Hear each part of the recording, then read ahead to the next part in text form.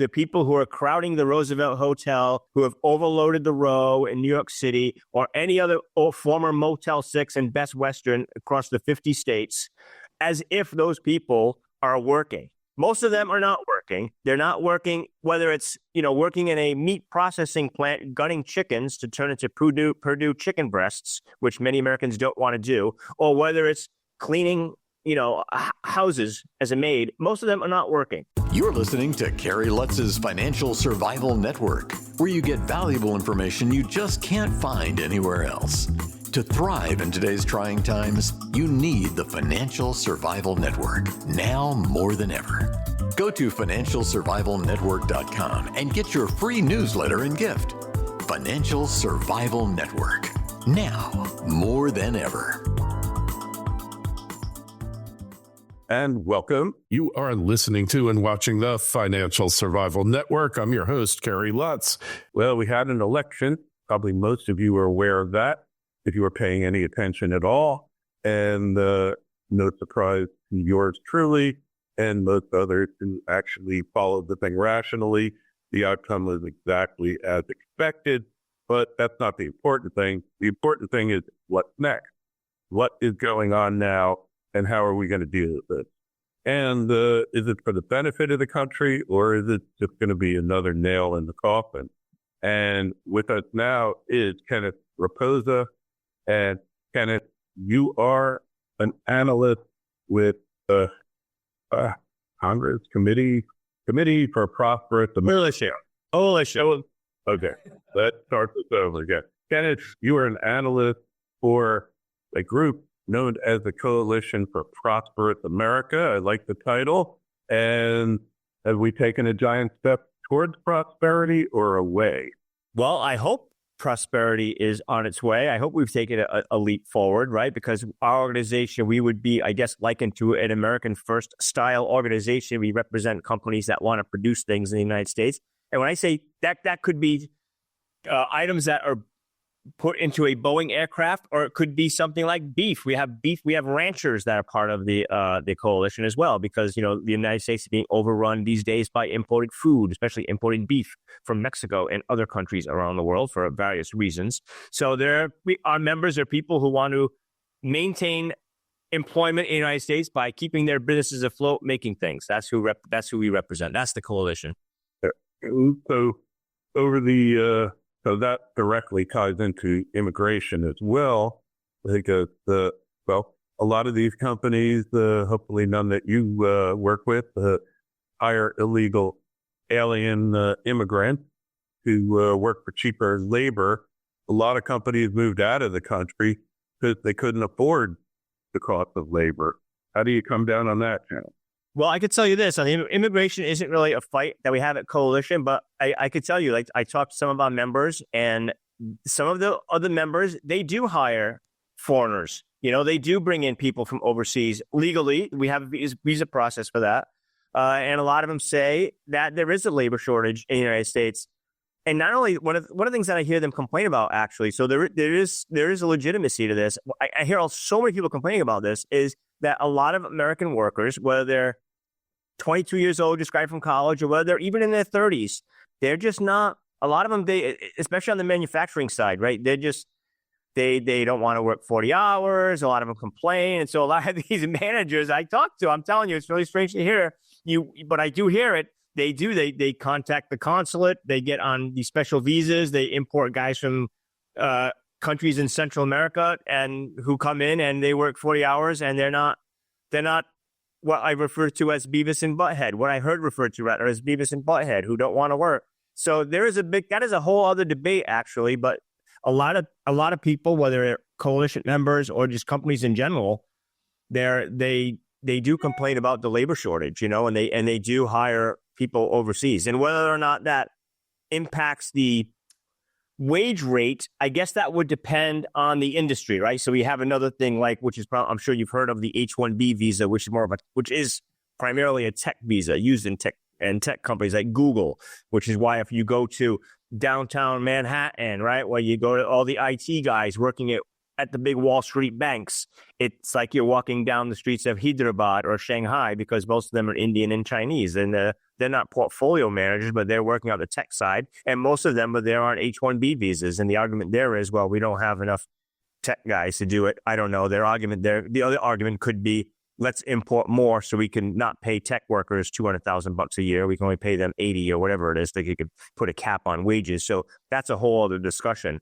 But as far as the illegal immigration, the border crossers or the newcomers, as Biden would refer to them, yeah, we don't support that because that is wage stagnation and wage destruction.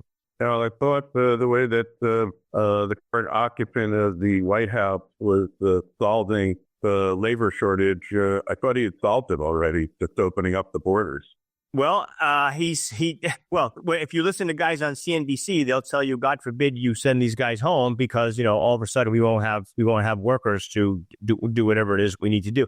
As if the people who are crowding the Roosevelt Hotel, who have overloaded the Row in New York City or any other former Motel 6 and Best Western across the 50 states, as if those people are working. Most of them are not working. They're not working, whether it's, working in a meat processing plant, gutting chickens to turn into Purdue chicken breasts, which many Americans don't want to do, or whether it's cleaning, houses as a maid. Most of them are not working. So, certainly we're not seeing people leave the Roosevelt to go get jobs as doorman at Macy's or the Upper West Side, right? So, these guys are not working. So, but, it's a battle. I think we'll see. Hopefully, we'll see some deportations and some changes at the border really soon. Americans clearly do not want an open border. That's a fact.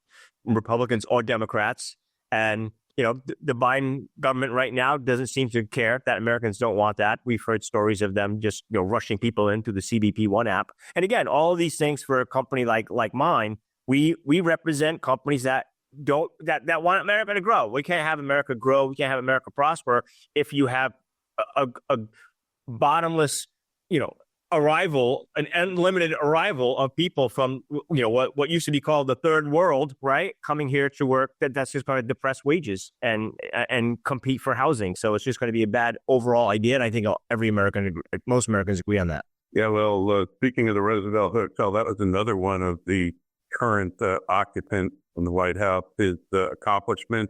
He ended the hotel crisis, right?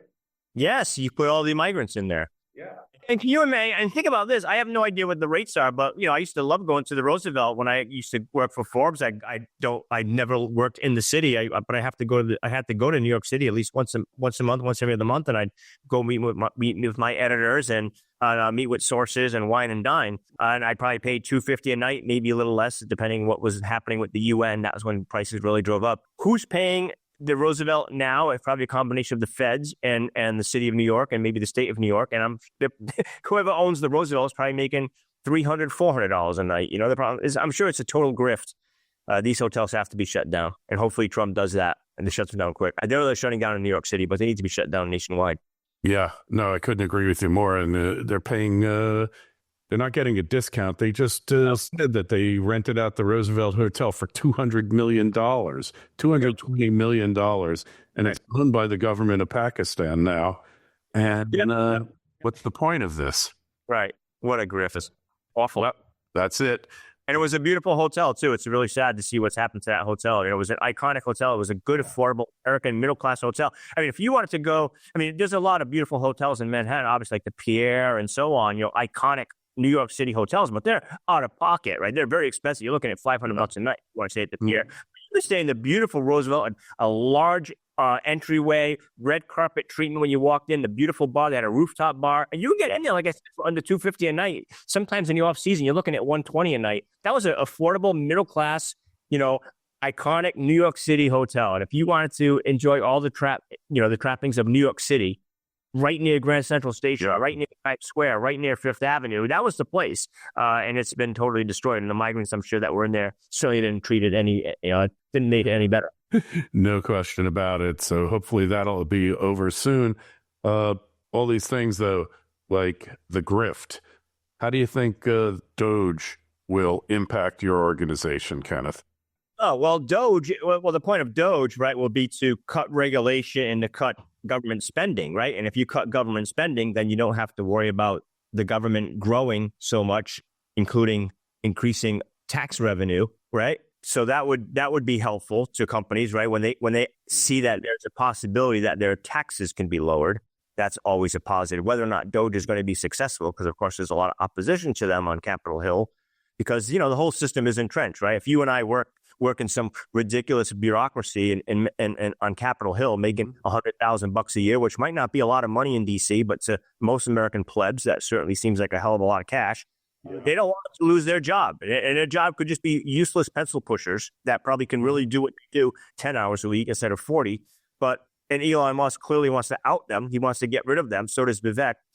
Whether or not they're successful, I don't know, because there's an entrenched bureaucracy there with a lot of lawyers who are going to say, you can't do this, because we've already seen what Biden has done, or whoever it is in the White House that pulls the strings and makes decisions. Saying we're not going to lay these guys off, or they've signed contracts for certain players for till 2026 or whatever it was, to make sure these guys aren't cut by Doge. So wheels are in motion to make sure Doge is not successful. Yeah, well, I think Doge is an idea whose time has come, and as much as they'd like to stop it, I don't think they can. And the fact is, Congress is going to roll over eventually, one way or the other, and you see it already with the numerous appointments, cabinet appointments. There's a whole big and now you got people like Lisa Murkowski and Mitt Romney saying, no, the president's got to do what he's got to do. So maybe the grift is coming to an end here, Kenneth. Well, I want to tip my hat to social media, of course, led by X, right? I mean, this is the base of this is the activist base that got the too big to rig vote out, right? They all exist on X. They're all talking about what's happening on Capitol Hill on X. So they're front running, right? You have all the market symbols behind you in your background, right? So you know what front running means. They're front running the Republican rhinos from saying, we can't have this person. He's uncouth. We can't have this person. They don't go to church 7 days a week. You know what I mean?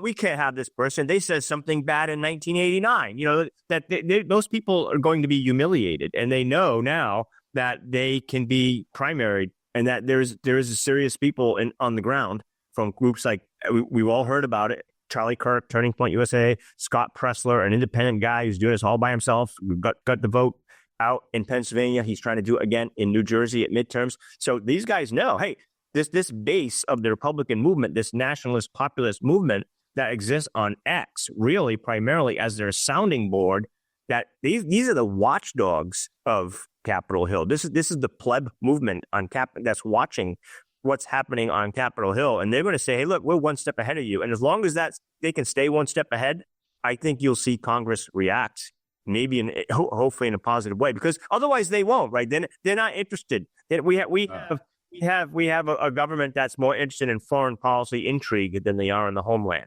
right? We know as soon as you throw something at Congress that means they're going to save the world somewhere in some country 4,000 miles away, they act on that. They make those decisions instant.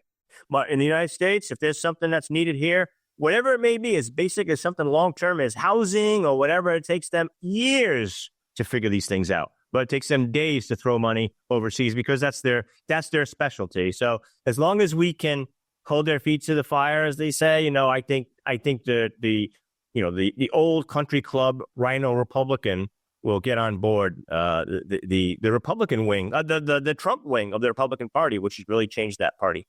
We can only hope. People want to find out more about what you guys are doing, connect with you on the web. Where do you go? Okay, so you can find out about Coalition at prosperousamerica.org. America First company, right? That's what we do. We're trying to make sure that Trump's agenda can be successful.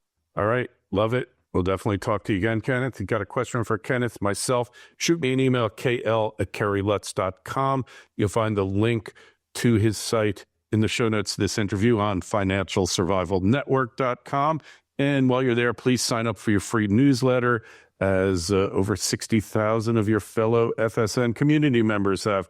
Kenneth, appreciate your stopping by. Talk to you again soon. Thank you, sir.